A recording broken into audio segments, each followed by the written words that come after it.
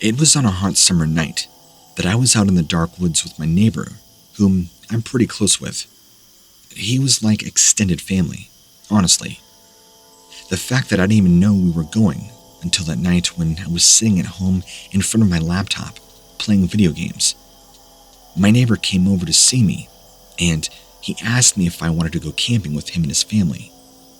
It had been a while since we last did anything together, so of course I said yes. It would have just given us an excuse not to go to school for a couple of days. This was in September, so school had just started back up, and the coldness of fall had not yet come, so it was perfect. The next day, his family and I gathered our camping gear. We're driving down a dark road with tall trees on either side of it.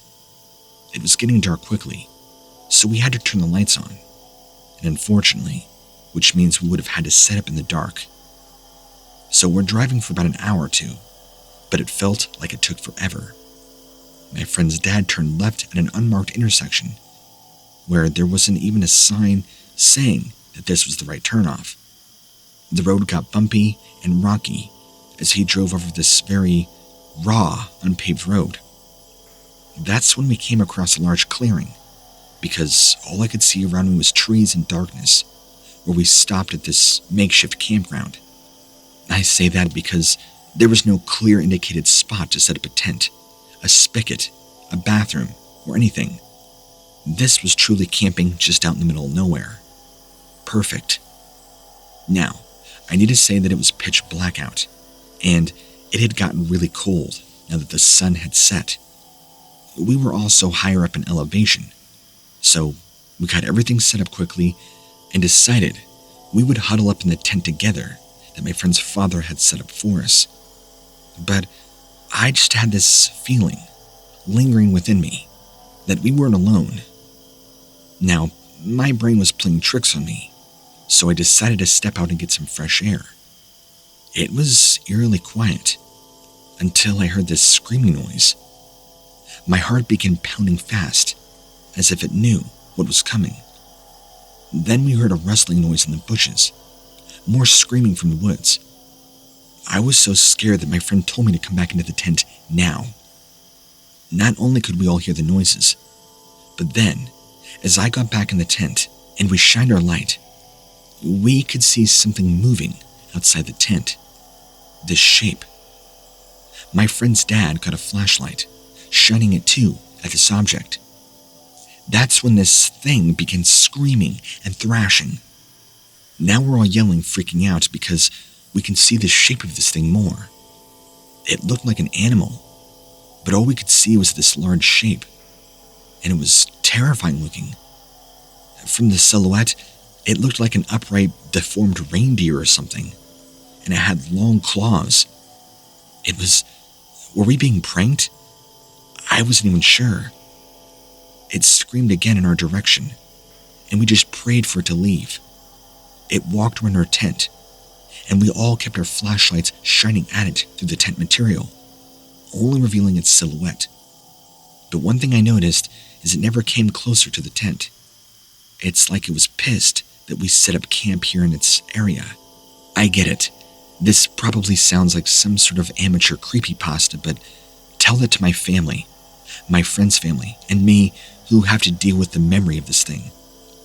We stopped hearing it, almost literally, after we all pretty much urinated all over our sleeping bags out of terror. Surprisingly, none of us had any weapons on us. Somehow we all forgot. We got lucky that night, but who knows what would have happened if it were to come back, and possibly check out our tent. Now, of course, my friend's dad regrets that he didn't bring any weapons. He forgot. He normally always carries a pistol. I went home the next day, and we didn't get any sleep that night. What was designed to be a several-day trip turned into a quick overnight terror. I've not been able to go camping since. I don't think I ever will. And I'm also not sure what this thing was or where it came out of. I haven't really sat down to try and research either. I don't really care. I just want to get rid of this memory.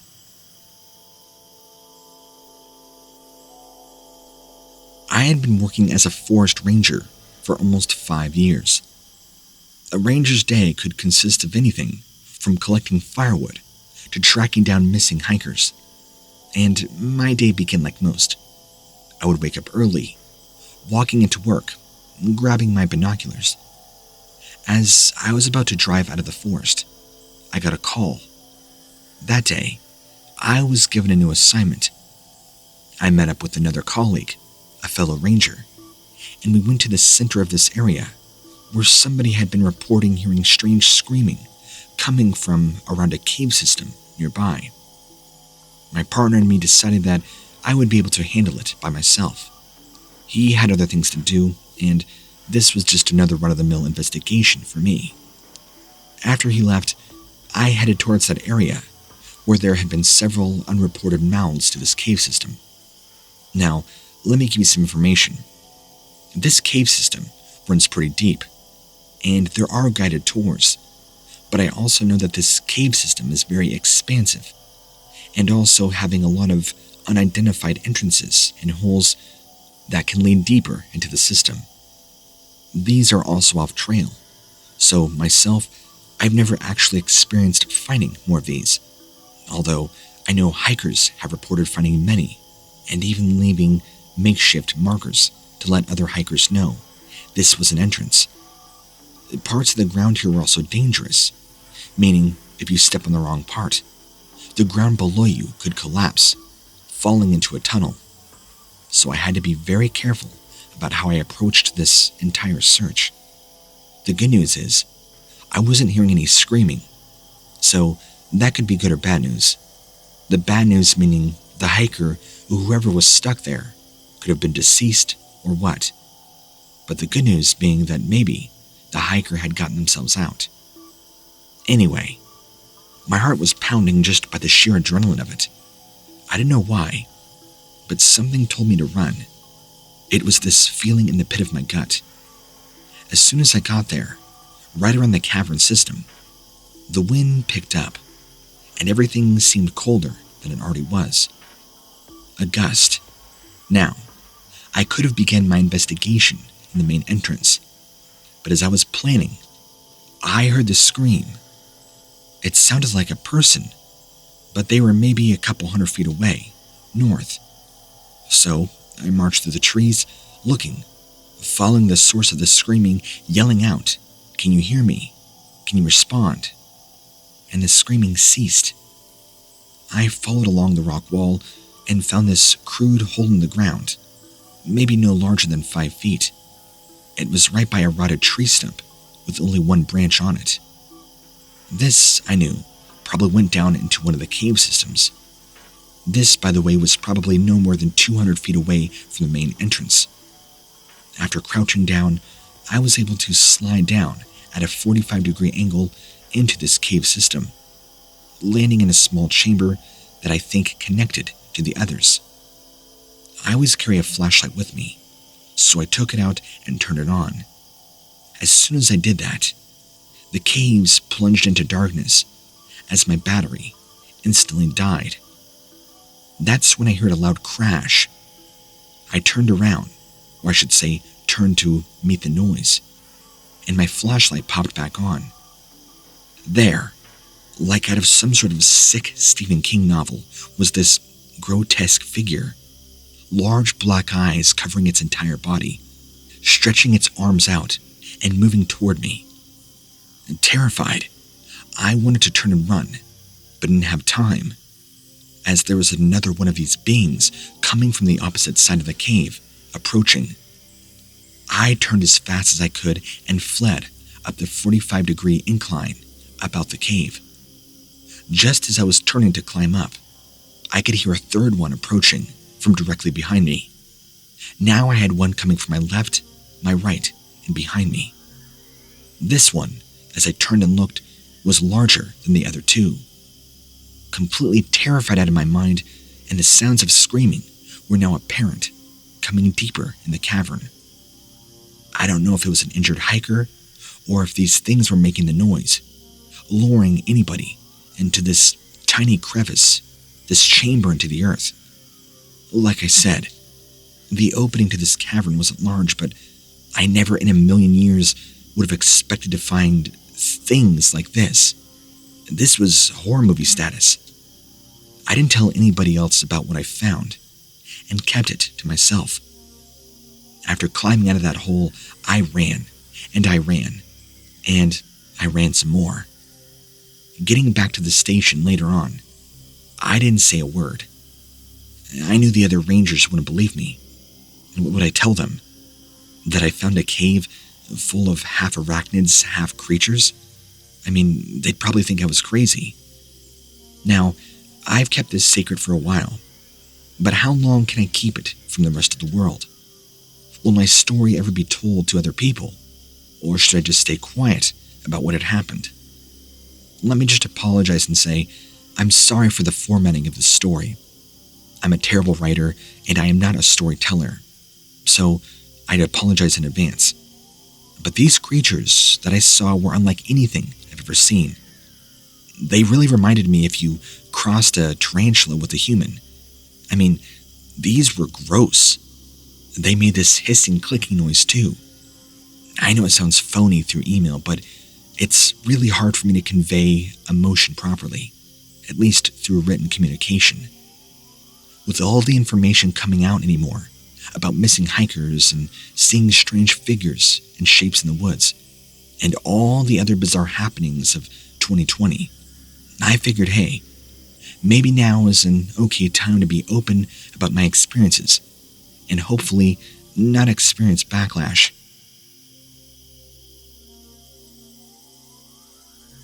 I was patrolling my usual forest trails at night.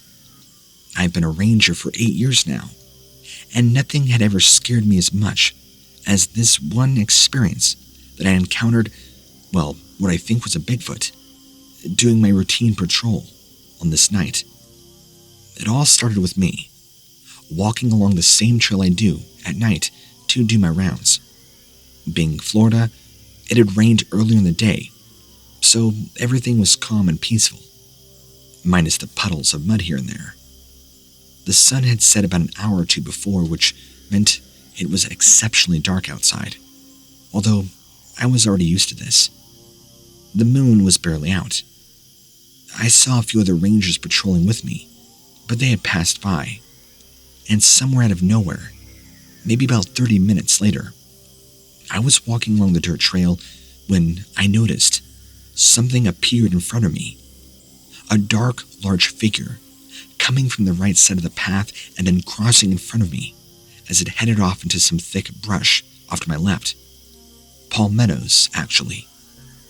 This is directly where I patrol, meaning there should most definitely not be anything even remotely close to resembling whatever this thing was.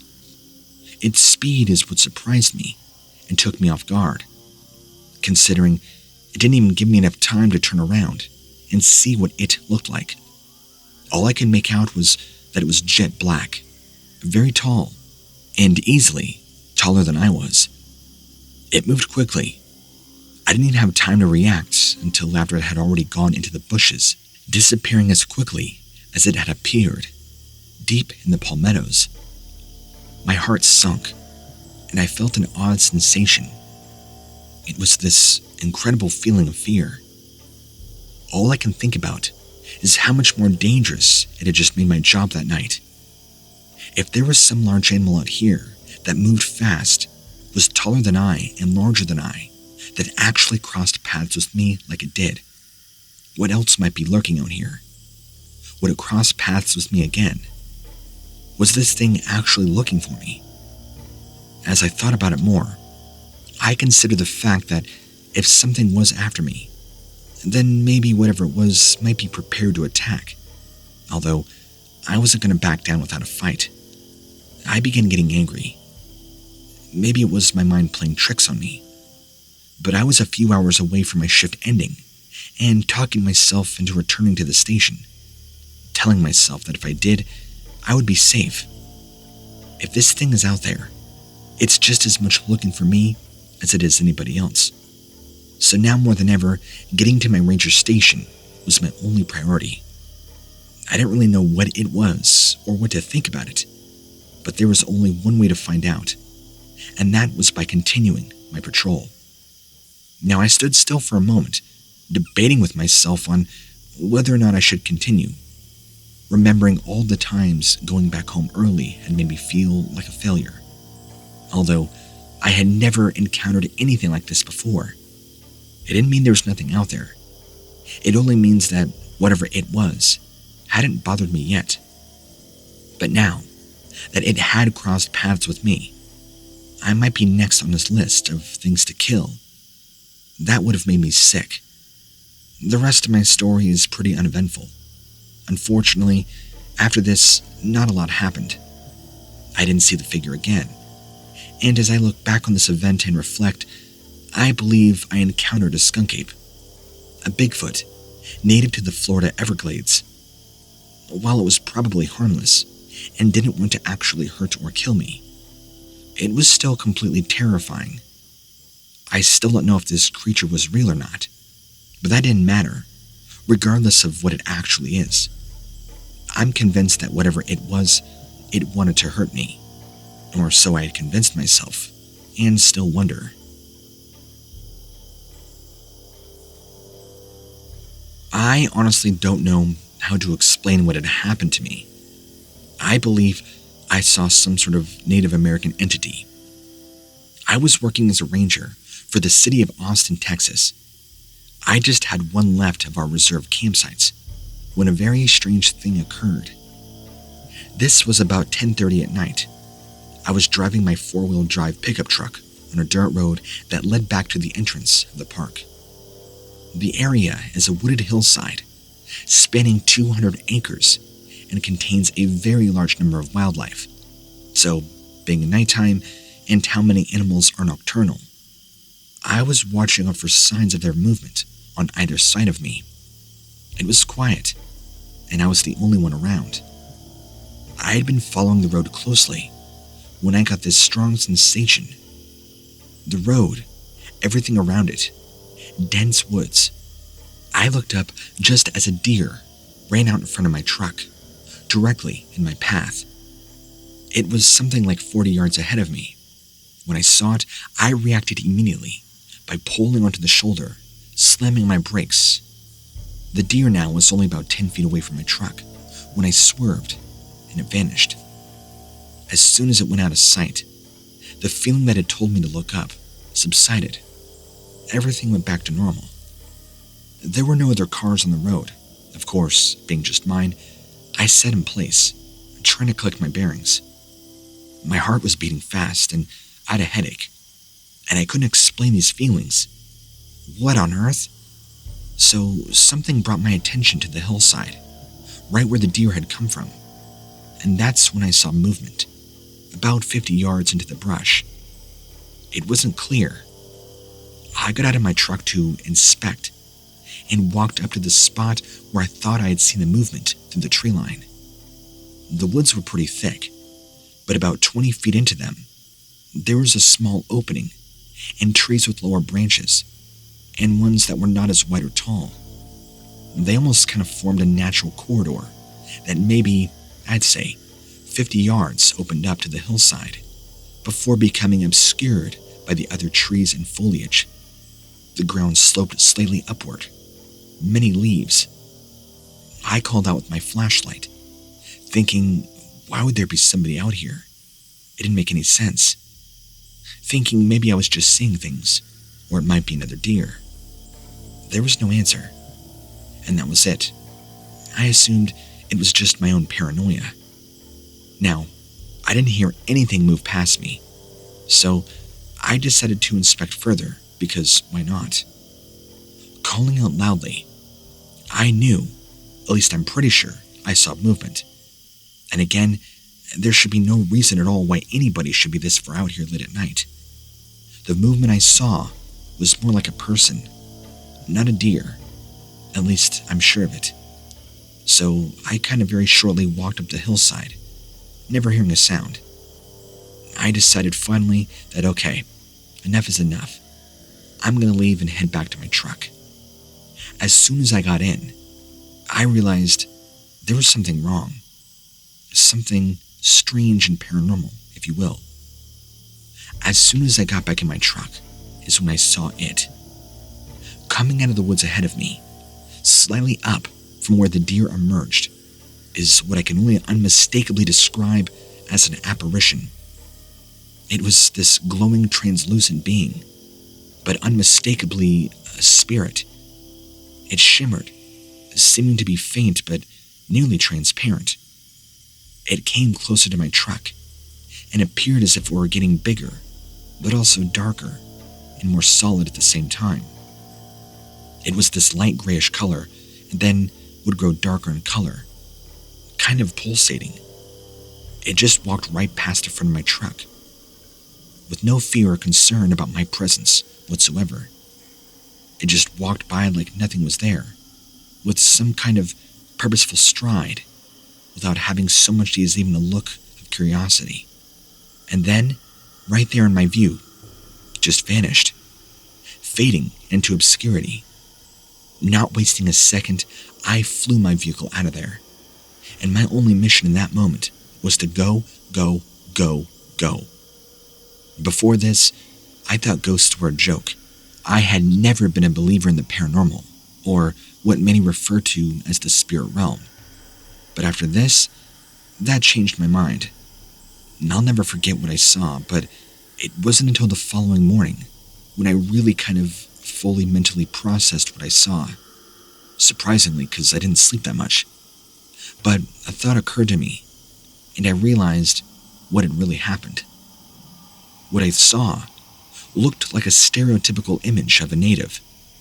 Long hair down to its shoulders, feathers, a headdress actually. My professional theory is that somebody, a Native American, has gone through this road many times before in their lifetime, and they're simply showing me something that happened here at some point along the way. Maybe they stumbled upon these woods at night, and for whatever reason, they were killed on spot by first contact European settlers, who probably had no qualms about killing anybody different than them, including women and children. I do not believe this entity or spirit to have been malicious. It didn't come off as that. It was just something that happened to them in their lifetime. This spirit was merely doing whatever some non-physical thing does when in the process of trying to relive what happened. It's a possibility that this spot is where these people might have killed or injured in an altercation. Maybe they were stuck between this world and the next. I don't know. Maybe they've seen my truck hundreds of times out here late at night over the years, and now I'm able to pick up on whatever it happens to come through here. Who knows? Anyway, that's my experience with the paranormal. Hopefully, it will be my last.